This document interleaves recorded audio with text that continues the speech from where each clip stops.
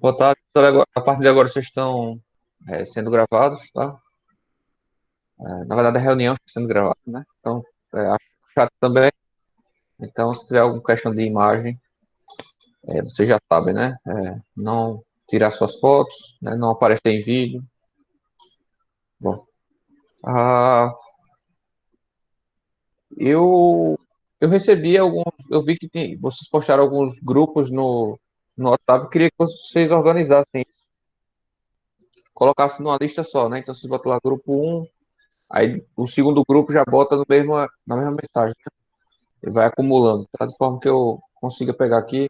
Se vocês mandarem isso ainda hoje eu distribuo os temas e vocês já iniciam, tá?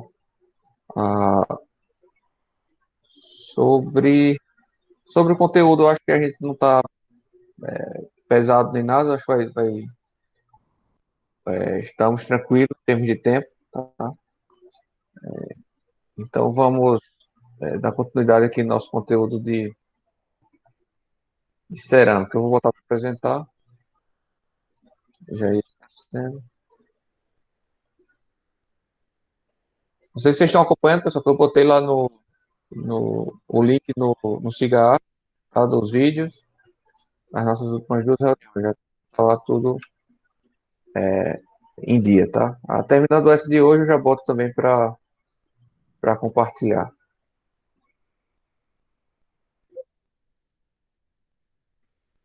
Bom, nós, na aula passada, ó, outra coisa, eu tô com a internet ruim, né? Quem teve aula comigo hoje de manhã sabe.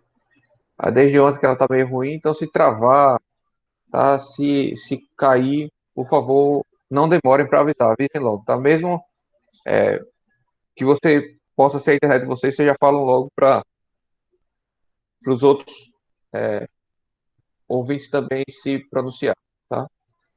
Que aí qualquer coisa eu boto meu 4G aqui. Mas vamos lá. A gente vinha falando de alvenaria, né? Falamos o que é alvenaria, a primeira classificação que foi em termos de se é de vedação estrutural, tá? De extrema importância, tá? Lembrando que a alvenaria nem sempre é composta de bloco cerâmico, pode ser composta de rocha, tá? Pode ser feita de bloco de concreto. Ah, mas a intenção aqui de falar primeiro de alvenaria é para vocês entenderem o que cada componente tem de importância na alvenaria como um todo, tá? Então, só continuando aqui esses conceitos de alvenaria, o ideal, né, pessoal? E nem sempre a gente consegue o ideal, mas o ideal é a gente estar trabalhando com projetos de alvenaria, independente se ela for estrutural ou não, tá? Mesmo se a alvenaria for só um elemento de vedação, o ideal é se fazer o projeto da alvenaria, tá? E eu digo algumas vantagens disso, tá? Primeiro, você teria que fazer a compatibilização da modulação, tá? Com a arquitetura. Então, você tem que exigir da arquitetura que seus ambientes estejam em dimensões moduladas.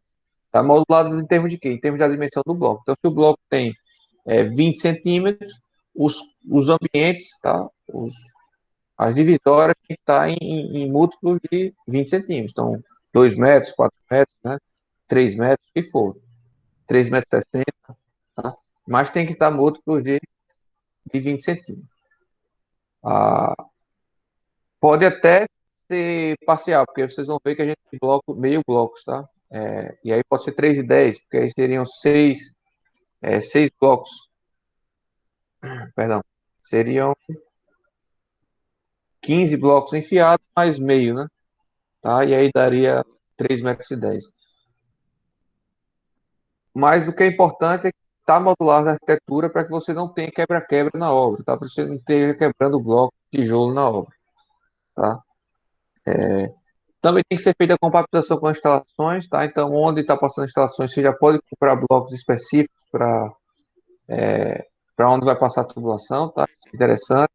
Tem que estar compatibilizado com a estrutura, isso é o mais interessante ainda, tá? Veja, a estrutura, ela se movimenta, tá? A gente sabe disso, já comentei com vocês lá em materiais 1.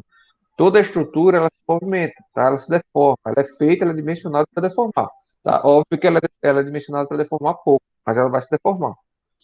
Então, é preciso que toda a alvenaria esteja compatibilizada com essa deformação da estrutura. Tá? Veja, a estrutura é se seja em concreto armado, ou seja em aço, tá? Ou seja em madeira, que seja, ela são materiais muito mais dúcteis do que a cerâmica. Tá? No caso, o concreto armado. Tá? O concreto é tão frágil quanto a cerâmica, mas o concreto armado ganha uma ductilidade extra. Tá? Então, a, se a estrutura se movimenta e não fissura, isso não significa exclusivamente, isso não garante que a sua vedação não vai fissurar, tá? Então você tem que compatibilizar as deformadas da sua estrutura com as deformadas da sua alvenaria, e ver se a sua alvenaria é capaz de absorver essas deformações sem fissurar, tá? E se não for possível, você põe reforços em alguns pontos específicos, tá? Essa é a principal é uma das principais vantagens, tá? Você evita patologia na sua obra, tá? Veja, não é nada que comprometeria a sua estrutura, não ia cair, nem nada disso, mas fica com uma fissura chata, né? Aí causa, se a parede for uma parede externa da edificação, aí causa infiltração, que causa mofo, né? E aí causa danos à saúde, inclusive. Então, essa é a grande vantagem com a com a estrutura, tá? E aí você também tem detalhes executivos, né? Para mostrar, por exemplo, onde for passar fio, você já mostra os tijolos rasgados ou os tijolos já fabricados para receber a fiação, por exemplo, tá? Ah, e se for uma comparação com a estrutura, você já mostra uma tela de reforço que você precisa colocar em determinado ponto da estrutura, entre outras coisas, tá? Aí você me pergunta, professor, é usual fazer projeto de alvenaria? Olha, em Maceió eu nunca vi, tá? Mas, pessoal, a construção vai melhorando sempre, tá? Até então eu não via projetos, por exemplo, de escoramento, até alguns anos atrás. Hoje a gente já é toda obra comum, um projeto específico para escoramento, tá? Então, sempre vai ter essa evolução e talvez daqui para frente, quando vocês tiverem entrando no mercado, até talvez sejam vocês que estimulem esse desenvolvimento. Agora, eu sei que nos centros mais desenvolvidos, né, seja São Paulo, Porto Alegre, é muito comum já esse tipo de projeto. Tá? Não é a maioria dos casos, mas já é muito comum. Tá? A gente já vê bastante. Então, geralmente são projetos executivos, tá? E que mostra como deve ser executado, inclusive, tá? Então, você vê aqui, ó, na parte lateral esquerda inferior, você tem um bloco, tá? Com reforço, uma tela, tá? Para ligar o pilar, de forma que evite uma fissura aí nessa junção, tá bom? Ah, aqui na parte inferior ainda, só do lado direito, você tem aqui como deve ser feita o revestimento, tá? A ligação com a alvenaria do revestimento. Em cima você tem como o detalhe da modulação, tá, pessoal? Então, como é que deve ser modulada a primeira fiada, a segunda fiada, etc. Tá? Quando eu digo fiada, tá, pessoal? É cada linha de blocos, né? Então, a primeira fiada é aquela que vai ligando a laje, né, o piso, tá? E a segunda que vem logo em cima, tá? E depois só se repete, né? Fiada ímpar, fiada par, fiada ímpar, fiada par, certo? Aqui, ó, alguns blocos já, aqui é de concreto no caso, mas ah, alguns blocos já vem com furo, tá? De fábrica mesmo. Ou você pode cortar antes de montar a parede, tá? Não tem problema, mas aí você tem um controle maior do corte, tá? Aí aqui você já tem alguns blocos, ó, que já deixa espaço para passar a tubulação também, tá? Não é muito comum, tá, pessoal, isso. Mas vocês precisam saber que existe para vocês implantarem se puderem na obra de vocês. Beleza? E aí, quando você tem tudo isso, tá na sua alvenaria, ou seja, você tem um projeto, você já tem uma alvenaria que está compatibilizada com a estrutura, está compatibilizada com instalações, tem detalhes executivos, tá? Então você está aí trabalhando com a alvenaria racionalizada, beleza? E aí, óbvio que eu peguei essa foto como exagero, né? É um exagero, mas é interessante. Então você vê aí uma alvenaria muito mal executada, né? Uma alvenaria bem executada, está racionalizada. Beleza? E aí, propriamente dito, vamos entrar nos componentes cerâmicos para a alvenaria, tá? Lembrando que a alvenaria pode ser composta de outros elementos. mas a gente está aqui, nosso objetivo é componentes cerâmicos, tá? Então, a, a gente tem duas normas, tá, para regular isso aí, recentemente atualizadas, 2017, né? São normas recentes, tá? Dividido em duas partes, uma parte para requisitos mínimos e a parte 2 para os métodos de ensaio, né? Como executar os ensaios. Ah, aqui nessa nossa aula, pessoal, tem, tem a descrição de todos os ensaios que a gente faria no laboratório, tá? Ou pelo menos a gente tentaria fazer no laboratório, a depender de se tivesse ou não equipamento, né? Então, em alguns pontos eu vou passar aqui mais rápido, porque será visto quando a gente for no laboratório, tá bom? Mas assim, vocês precisam entender já de cara a definição, tá? De componente, o que é o componente, tá? Componente é cada item, cada elemento que vai compor a sua alvenaria. Então, sua alvenaria, por definição, é a junção, né, de vários blocos, de vários elementos menores, né, ligados por argamassa ou não, né? Então, esses elementos menores são os componentes da alvenaria. Tá? Você tem os componentes principais, que é aqueles que mais repetem na alvenaria. Então, geralmente, são os blocos inteiros, que a gente chama, tá? Ah, e aí você tem elementos complementares, tá? Que são utilizados para fins específicos. Como, por exemplo, o meio bloco, tá? Que é utilizado para quando você não tem a modulação para a quantidade de blocos inteiros, tá? E aí você precisa completar meio bloco, é muito comum isso aí. E mesmo que você tenha a modulação correta, pessoal, lembra que você tem duas fiadas, você tem que fazer duas fiadas, tá? Ó, presta atenção aqui nessa figura, ó. Uma fiada tá aqui, tá? Não sei se vocês estão vendo o meu mouse, acredito que estejam. Ah, mas essa fiada, ó, veja que as fiadas, a fiada seguinte, ela não é alinhada com a fiada de baixo, tá? Ela é justamente desalinhada de propósito para dar um travamento melhor na sua alvenaria. Então veja que mesmo você tendo uma parede modulada, você precisa aqui usar na quina um meio bloco, tá? Por que você precisa usar esse meio bloco? Por conta da variação da fiada, que você justamente faz uma translação, tá? de meio bloco entre fiadas, tá? Então é muito comum estar utilizando aí meio bloco, tá?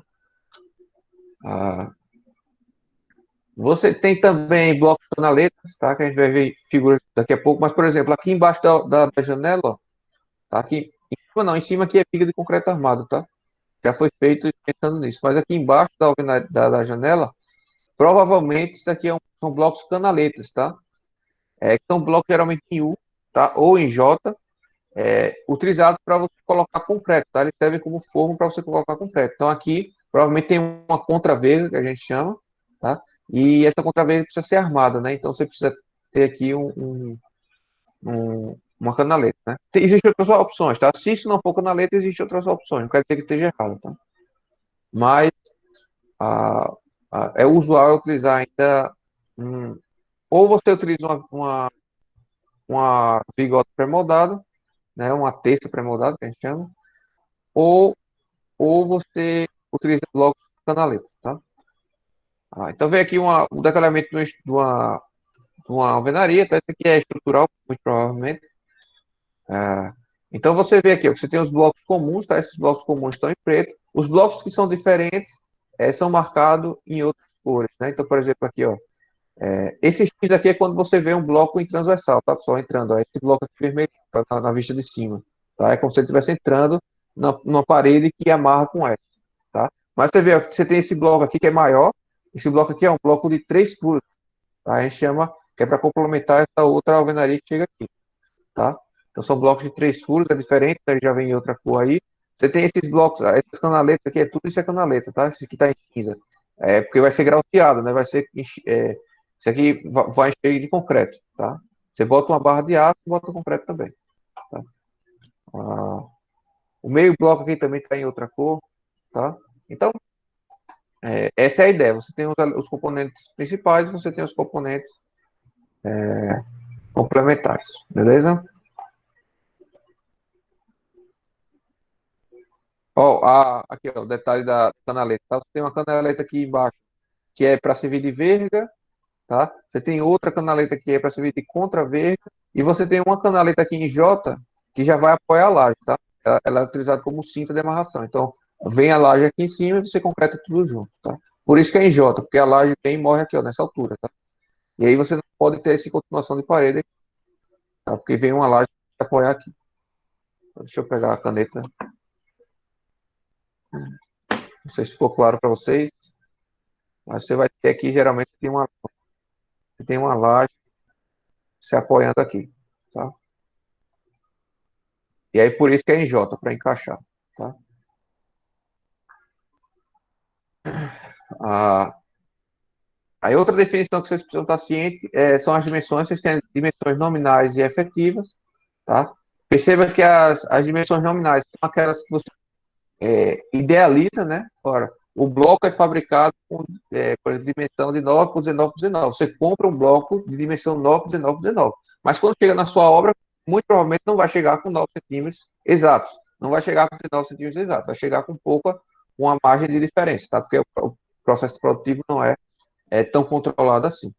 Tá? E aí existem limites para isso, tá? Existem limites para essas diferenças.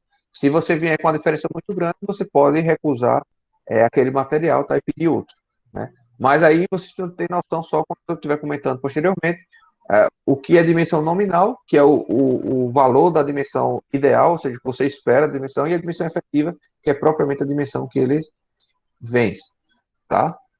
Que ele vem. E aí as dimensões são modulares, tá, pessoal? Então, forma de ilustrar a modulação é sempre é, é, baseado em M, tá? Em uma dimensão básica M, que geralmente é 10 centímetros, tá? O módulo básico é 10 centímetros. Tá? Então, por exemplo, esse bloco aqui, 9 por 19 por 19, tá? Ele é um bloco M, 2M, 2M, beleza?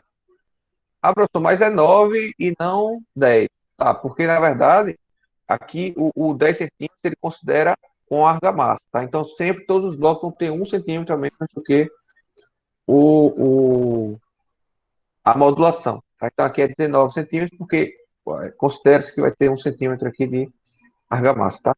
Não que você tenha que usar 1 centímetro de argamassa, tá? Talvez você precise utilizar 1,5 de argamassa, ou 2, vai depender de cada caso, tá? Mas a padronização é essa.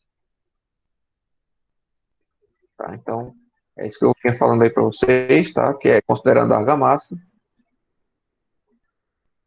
E aí você tem os componentes de alvenaria, você tem o bloco padrão, tá? O bloco inteiro, aí você tem o bloco estendido, geralmente é para formar a ligação T, que eu mostrei já um exemplo para vocês. Você tem meio bloco, você tem um bloco canaleta em J, você tem um bloco canaleta em U, tá?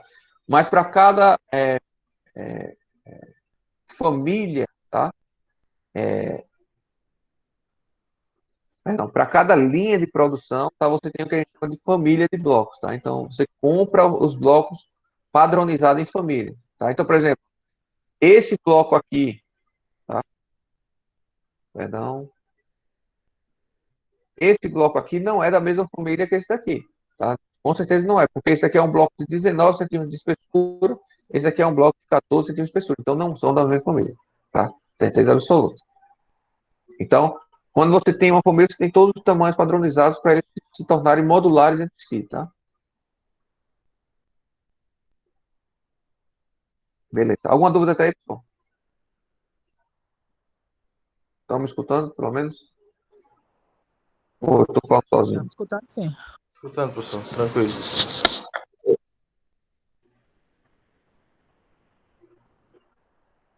Ok. Vi que vocês já botaram os grupos, né? Beleza. Até a noite eu coloco a divisão aí para vocês.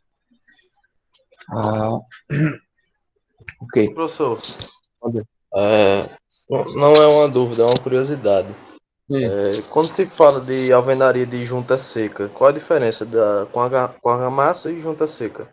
Curiosidade, mas. Tá, junta seca, supostamente é sem argamassa, tá? Mas provavelmente o que você está falando são as juntas verticais, Isso, são isso. os trechos verticais sem argamassa, tá? Então, Isso. veja, você tem os blocos, tá? Você tem a opção de botar argamassa, não, pode ser tudo seco, tá? Antigamente fazia tudo seco. Mas hoje em dia, o comum é utilizar argamassa, obviamente, né? Vocês sabem disso, acredito. Então, vamos supor aqui uma alvenaria, tá? Vocês podem utilizar, tá?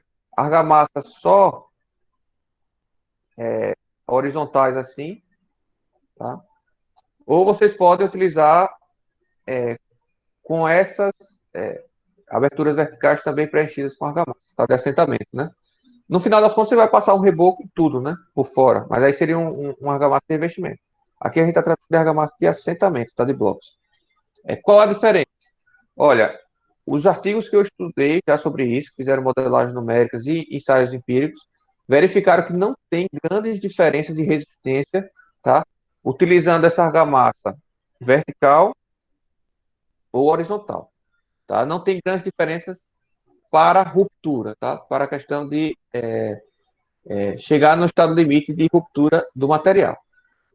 E aí, no caso, a primeira vista, você diz, olha, então eu vou economizar esse trechinho da argamassa, né? Porque dá um custo razoável se você pegar na obra por completo, né? Ah, é, nesses artigos também, alguns artigos desses, eu vi que após abrir uma fissura, tá? E não precisa dizer que vai romper a parede, tá? Mas após abrir uma fissura, quando você não tem argamassa vertical, essa fissura se propaga mais rápido, né? Então, geralmente, as fissuras em alvenaria, pessoal, se propaga assim, ó. Vem horizontal, aí depois passa para outra linha, tá? Deixa eu desenhar aqui de novo os blocos. Deixa eu pegar uma figura, né, melhor, mais fácil. Geralmente, ó, quando abre uma fissura, por qualquer motivo, temperatura, né, dilatação da laje, tá? Não precisa ter efetivamente ruptura do material por carga, tá? Mas quando abre fissura, geralmente elas acompanham aqui, ó, tá? O, a modulação, tá? E aí, quando você não tem essa argamassa vertical aqui, isso aqui se propaga mais facilmente, né? Se propaga mais facilmente. Por vezes, com essa argamassa vertical ajuda a parar, por exemplo, parou aqui essa fissura, né? Não continuou para as demais. Beleza? Não sei se deu para entender, mas acredito que você está falando, que o pessoal chama de junta seca, seja isso, tá? Quando não usa essa argamassa na vertical. Era isso mesmo, professor. Valeu. Beleza.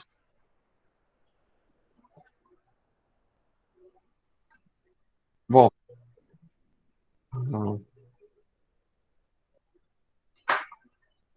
Tá. Então, os blocos cerâmicos, né, são os componentes principais da alvenaria. Tá? A denominação de blocos, tá, só serve para elementos maior que 11,5 centímetros de altura. Tá? Então, não existe bloco cerâmico com menos de 11,5 centímetros de altura. Beleza? Também não existe bloco cerâmico maciço. Tá? Então, é bom diferenciar, pessoal. Talvez seja a primeira vez que vocês estejam escutando isso, mas há uma diferença entre bloco cerâmico e tijolo cerâmico. Tá? Numa obra, vai chamar tudo de tijolo. Tá? Tudo vai ser tijolo. Eu não quero que você chegue na obra e pague de gostosão. Né? Isso não é tijolo, isso é bloco. Tá? Não é isso que você vai fazer, mas você tem que ter ciência que, apesar da obra estar falando tijolo, tijolo, tijolo, você sabe, como engenheiro, você tem que saber diferenciar o que é tijolo e o que é bloco. Beleza? Então, blocos, não existe blocos menores que 1,5 cm de altura e não existe bloco maciço, tá? Se for maciço, é tijolo. Beleza? O que existe são blocos com furos na horizontal ou furos na vertical, tá? O mais comum para a vedação que a gente vê aqui é esse bloco com furos na horizontal, né, pessoal? Isso é o mais famoso aqui, tá? Para blocos estruturais, o mais comum são elementos vazados como esse daqui, né? Acho que vocês também já tiveram, já visualizaram blocos desse tipo, principalmente se for de concreto, né? É mais fácil ser desse tipo quando é de concreto, tá? Existe esse outro tipo também normatizado, mas não é muito comum, eu pelo menos nunca vi, tá? E aí, aqui sim, bom, esse tipo de bloco aqui, tá? Quando é cerâmica estrutural, esse é o mais comum, tá? Esse é o mais comum para cerâmica estrutural, tá? Que é o quê? É outro tipo de classificação, tá? São blocos de paredes maciças ou paredes vazadas. Quando você tem as paredes externas maciças, então ele vai ser denominado de parede maciça, tá? Mesmo que a interna seja vazada. O que vai importar para classificar aí são as paredes externas, tá? Agora, ó, você pode ter parede maciça A ou parede maciça B, tá? A diferença é justamente se a parede interna é, é vazado ou não, tá? No caso de paredes vazadas, todas as paredes têm que ser vazadas, tá? Tá? Cada coisinha desse aqui é vazio, tá, pessoal? Isso aqui é vazio. Tá? Você só tem um reforço assim diagonal. Perdão, esse aqui não é um reforço, não. Isso aqui é aresta, né? Tá? Isso aqui é tudo vazado. Beleza?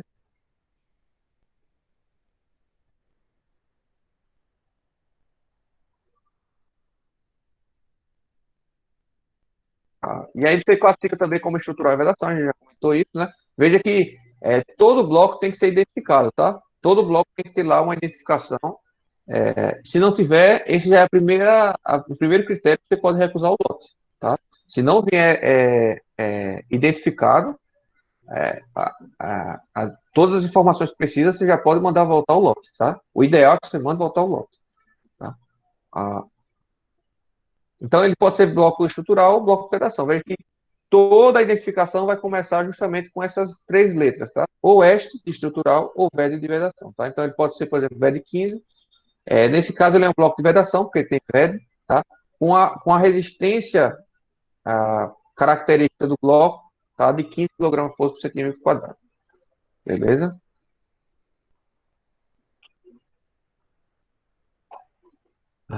Aí vem tijolos cerâmicos, tá? Também é utilizado como componente principal da alvenaria, tá? E agora sim, ó, a tijolo cerâmico, tá? Só vai ser denominado aqueles elementos com menos de 11,5 centímetros de altura, ou seja, bloco tem que ser maior que essa altura, tijolo tem que ser menor do que essa altura, tá?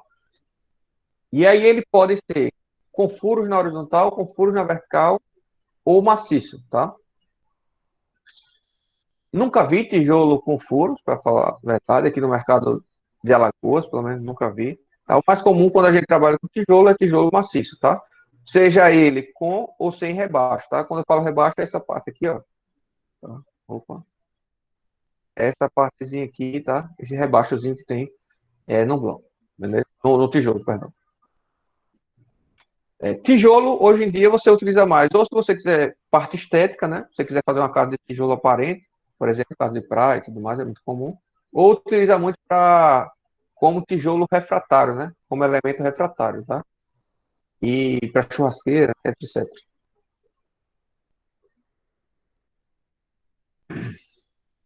Ah, então, isso eu já comentei, na verdade, né? Tá repetido aí. Ok. E aí também a norma diferencia tá, entre tijolo comum e tijolo especial. Tijolo comum é aquele que vai estar com dimensões e força e resistência padronizado por norma, e eu vou mostrar daqui a pouco quais são eles. Tá? E tijolos especiais são que tá fora das dimensões de norma, fora dos blocos, fora da resistência da norma. No entanto, não quer dizer que seja proibido utilizar. Tá? Agora, esses tijolos especiais, você precisa entrar em acordo com o, o fabricante. Ah, tá, pessoal, entendi agora. Essa classificação aqui também quanto estrutural e de vedação é porque eu tinha falado para blocos, né? Para tijolos é a mesma coisa, tá? Você vai ter o tijolo estrutural ou o tijolo de vedação e segue a mesma nomenclatura. Você tem a classificação quanto às formas, né? O usual é ele ser prismático mesmo, mas você tem alguns elementos especiais para fazer ou como se fossem colunas utilizando dois semicírculos como esse, tá? Ou quinas, tá? Tijolo que a gente chama de tijolo de canto também. Mas eu também nunca vi isso aí que sendo usado, não. Não é comum. Mas é normatizado, estou apresentando para vocês. Bom, vamos entrar então agora em um outro componente, que é a canaleta. Tá? Eu já comentei alguma coisa da canaleta para vocês. Tá? Elas podem ser em J ou em U. Né? A J é quando geralmente você utiliza para receber uma laje e quando você está trabalhando com paredes de extremidade. Né? Quando você está trabalhando com parede interna, quando você está com a parede interna aqui olhando de corte, você tem laje tanto de um lado quanto do outro. Né? Então você vai utilizar aí uma cantoneira em U. Tá? Do mesmo jeito. Mas quando você está trabalhando com a parede de extremidade, você só recebe laje de um lado, né? Então é usual você já utilizar essa canaleta em J. Se você não quer comprar a canaleta em J, não tem problema. Você pode comprar a canaleta em U, mas você vai ter que usar uma madeira aqui para complementar a borda da laje antes da concretagem, né? E aí vai de cada um essa opção. Perfeito? É muito comum também utilizar, ela é muito comum, tá? Essas Canaletas é muito comum ser utilizadas como cintas, tá? Próximo das lajes, e como vergas e contravergas, né? Como eu já comentei anteriormente. Então, quando eu falei para vocês que já tinham dimensões padronizadas por normas, está aí todas as dimensões padronizadas por norma. Eu não vou tá falando aqui para vocês já entenderam a ideia, tá? Então, você tem aqui a modulação, que eu já comentei o que é. Cada nome desse, vocês sabem o que significa 10 centímetros. Né? Então, esse aqui vai ser um bloco 10 por 10 por 20, certo? Então, vai vir aqui, ó, 9 centímetros de altura, 19 e 9, né? Então, esse aqui é o meio bloco, tá? Que chama. Então, vocês já sabem como é a ideia. Vou passar aqui. E aqui são as dimensões de blocos estruturais, que é um pouco diferente, tá? Segue uma nomenclatura. Eu botei aí, eu deixei aí no slide, né? Para caso vocês não tenham acesso à norma, né? Porque essa norma é paga. Então, se vocês tiverem interesse depois, vocês guardam essa aula aí, né, no material de vocês. Futuramente, se vocês precisarem, vocês abrem, vocês sabem que vão ter aí todas as tabelas. Tá? Tá aí. Dimensões de tijolo também, tá? E aqui estão os requisitos mínimos conforme a aplicação, tá? Ah, então, veja, se for uma aplicação para vedação, tá? Você pode utilizar aqui blocos de vedação, tá? Seja ele de forma geral ou racionalizado, tá? Mas você nunca pode utilizar um bloco de vedação para uma parede estrutural, tá? Então, fica aqui o meu primeiro argumento para que eu não faço, tá, pessoal? Projetos, por exemplo, de parede sobre parede, a não ser que utilize blocos estruturais. Mas quando vai utilizar blocos estruturais, aí fica mais caro e já compensa fazer em concreto armado, né? Então, é, eu não faço, pessoal, esse tipo de obra que você utiliza bloco de vedação como elemento estrutural, eu me recuso a fazer, tá? Agora, tem gente que faz, não é demérito nenhum, mas tá fora de norma, tá? Eu gosto de trabalhar sempre dentro de norma, tá? Estou coberto, né? Ah, você tem, você pode utilizar, obviamente, o bloco estrutural para vedação, isso é óbvio, né? Tá? E pode utilizar também de forma estrutural. Mas vejam outro argumento que para não construir casa parede sobre parede, tá? Se for um único pavimento, você pode utilizar o bloco normal, esse bloco de 9 centímetros, que é o bloco de 9 centímetros de espessura, tá? Que você mais encontra aí no mercado, tá? Porém, se você tiver um sobrado, ou seja, com dois pavimentos, que é a maioria das casas, né? Você tem dois pavimentos pelo menos. Ah, aí, ó, no mínimo, a espessura do bloco, mesmo ele sendo estrutural, o mínimo de espessura do bloco precisa de 11 centímetros e meio, certo? 12 centímetros, tá? A gente fala que é o bloco de 12 centímetros, mas normativamente é 11,5. Tá? E acima de dois pavimentos, o mínimo é 14, tá? Então, predinho, tá? Eu vi muito, pessoal, é muito comum aqui em Maceió e aí em Palmeira se construir prédio de 3 andares, 4 andares, com alvenaria de vedação de 9 centímetros de espessura, certo? Ah, é fato que eles colocam algumas tintas de concreto armado, tanto verticais como horizontais, que confere uma resistência a mais, é verdade, mas esse tipo de estrutura não é normatizado. No final das contas, mesmo com esses pilaretes e essas tintas de concreto armado, as alvenarias estão submetidas à carga. Se você quebrar uma parede dessa no primeiro pavimento, a tendência é que caia. Tá? O fato é esse. As paredes são importantes. Só um destaque aqui, tá, pessoal? Para quando a gente está trabalhando com vedação, pode se utilizar com algumas restrições aqui, blocos com espessura de 7 centímetros, mas você não vai encontrar esse mercado, não, tá? O que você vai encontrar no mercado são esses três aqui, tá? Ou de 19, tá? É o que tem no mercado mais usual, tá? Usualmente. E aí o que acontece? A especificação do bloco, quando você pegar um projeto racionalizado ou um projeto estrutural, né? De alvenaria estrutural, vai estar lá a resistência do bloco, tá? Necessária do bloco. E aí você vai conferir com o fabricante, tá? E se está de acordo com o que o projetista pediu, obviamente, né? Você vai comprar já de acordo com isso, tá? Então, por exemplo, se você tem um bloco de vedação de VED 15, tá? Você sabe que a resistência desse bloco vai ser 1,5 MPa, beleza? Se você tem uma vedação 30, você sabe que a resistência desse bloco vai ser de 3 MPa. Beleza? Você tem vedação até 4 MPa, tá? Professor, mas se ele não está pegando carga, por que você tem resistências maiores? Porque não é uma resistência padrão, tá?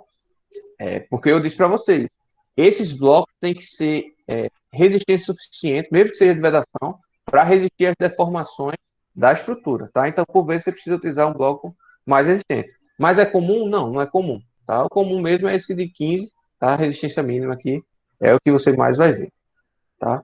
E é justamente esse tipo aqui, ó, tá? Para esse tipo de vedação, esse tipo de bloco VED 15, você só tem essas três opções, tá? Normativas, né? Normativas. Se você passa por uma resistência maior, você está tratando de blocos com furos vazados na vertical, tá? Beleza? E se for 40, aí você já está passando ou para esse tipo de elemento aqui, que eu nunca vi, é um bloco, continua sendo um bloco furado na vertical, tá? Ou tijolos, tá? Ou tijolos.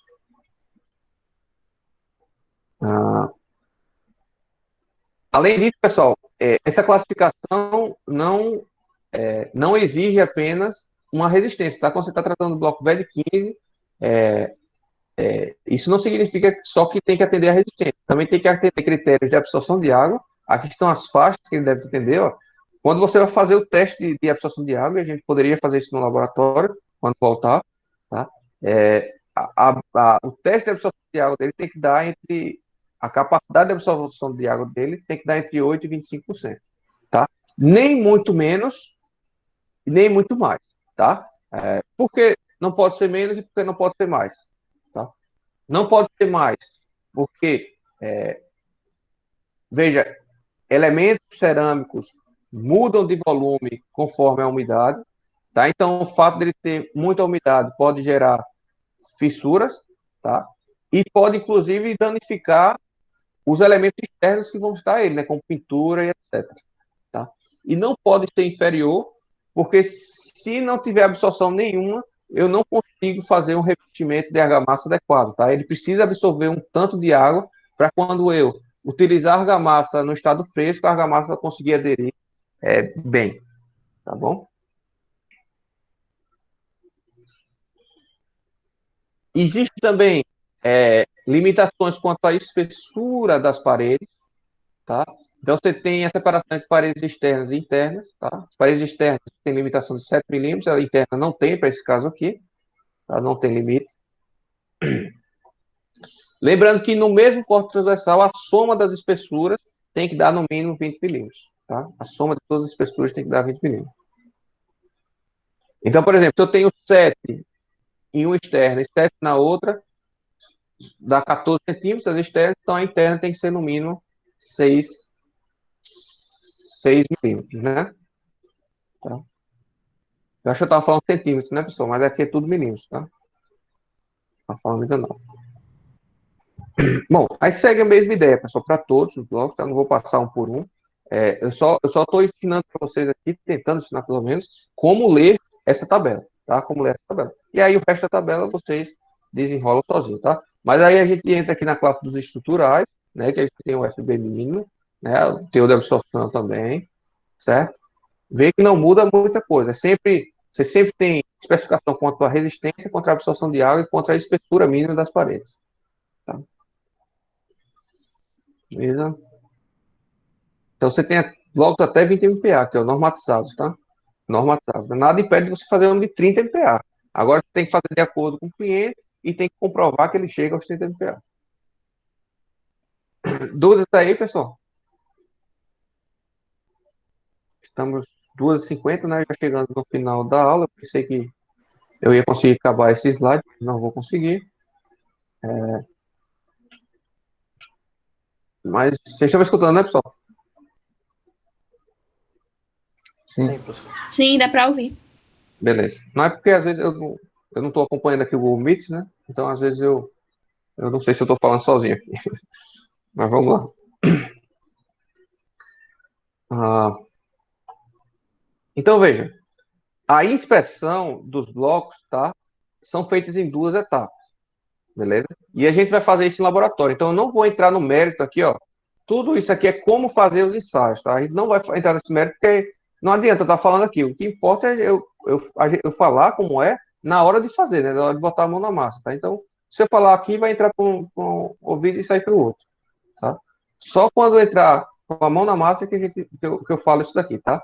Mas só como introdutório, a gente vai ter a separação da expressão em duas etapas, tá? A primeira etapa vai ser uma visual e a segunda vai ter ensaios, tá? Que a gente vai fazer em laboratório, ou não, pode ser em laboratório ou fora do laboratório, tá?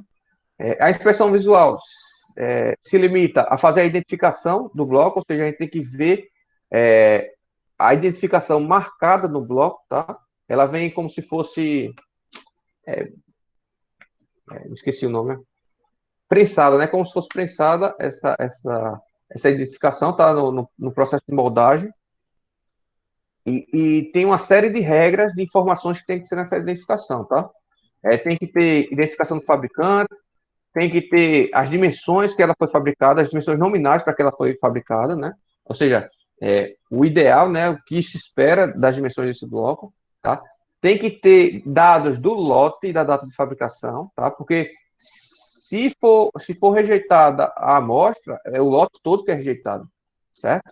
Então, todos os blocos com aquele lote vão ser rejeitados, beleza? Tem que ter telefone, essas coisas, normal, e tem que ter aquela identificação que eu falei para vocês, entre este ou velho, tá? Destacando que a norma permite, para quando for vedação, não precisa ter o velho, tá? Não precisa ter o velho. Agora, o que acontece? Geralmente, quando não tem, é porque ele tem a resistência de 1,5 MPa, tá? Geralmente, quando você tem um bloco de vedação com resistência maior, então você bota, geralmente, esse termo, tá? Esse termo. Agora, quando é estrutural, é obrigatório ter o termo este, tá? Você tem ainda caracterização visual, certo? Que pessoal, basicamente você visualmente identificar se esses blocos estão tão bons ou não. E como é que a gente faz essa inspeção? Por exemplo, você pode ver manchas, tá, de queima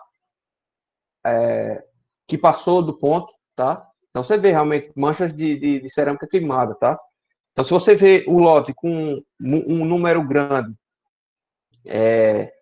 de manchas, né, de queimado, você pode recusar, tá? Se você vê muitos blocos quebrados, com a quina quebrada ou danificados, trincados, tá? Você também pode recusar, tá? Isso é tudo caracterização visual, beleza?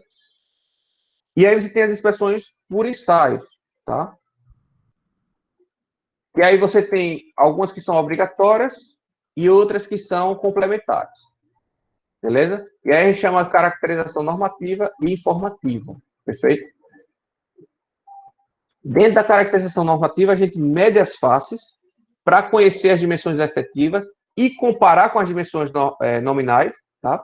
Então, se a dimensão efetiva estiver muito diferente da nominal, a gente pode recusar o lote. Tem limites para isso, tem limites numéricos, tá, pessoal? Que eu não vou falar agora. A gente vai falar depois, mas para tudo isso, tem intolerâncias, tá? Para cada verificação, você tem tolerâncias limites, tá? Valores limites. A gente verifica também a espessura das paredes e dos septos, tá? Ou seja, das paredes externas e internas. Verifica o desvio em relação ao esquadro, a planeza das faces, tá? E a área bruta, tá? Por que a gente precisa verificar os desvio de esquadro e de planeza? Porque isso pode gerar, primeiro, um desalinhamento na minha alvenaria, o que vai resultar num consumo maior, por exemplo, de argamassa de revestimento, certo? Porque a minha alvenaria pode fugir do prumo, certo? Por conta disso. E entre outros fatores, tá? Não me veio nenhum outro exemplo agora. Mas tem outros fatores também. Tem outros exemplos que o fato do bloco ter uma boa planeza ajuda, beleza? Você também faz uma caracterização física, tá? Ou seja, você pega a massa seca do bloco e você também calcula o índice de absorção, lembrando que tem que estar dentro daquele limite lá de especificação, tá? No caso daquele bloco de 8 furos, né? O mais comum, aquele bloco com furos horizontais, o índice de absorção precisa ser de 8 a 25%, né? Como a gente viu. Tá? Então a gente precisa fazer um ensaio de absorção e precisa fazer também um ensaio de resistência mecânica, tá? Para ver se a resistência está batendo lá com a especificação. E tem alguns complementares que eu comento posteriormente, e já deu a hora, né, pessoal? Passa muito rápido essa aula de síncrona. Mas eu acho que a gente está tranquilo com prazo aí. Tá? Próxima semana a gente finaliza, eu acho que dá para finalizar a próxima semana cerâmica. Aí depois começa metais. Alguma dúvida, pessoal? Ficou aí? Algum comentário a ser feito? Alguma experiência que vocês tiveram?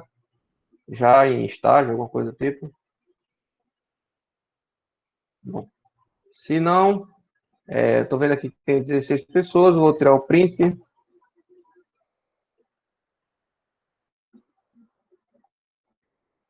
Finalizar a apresentação.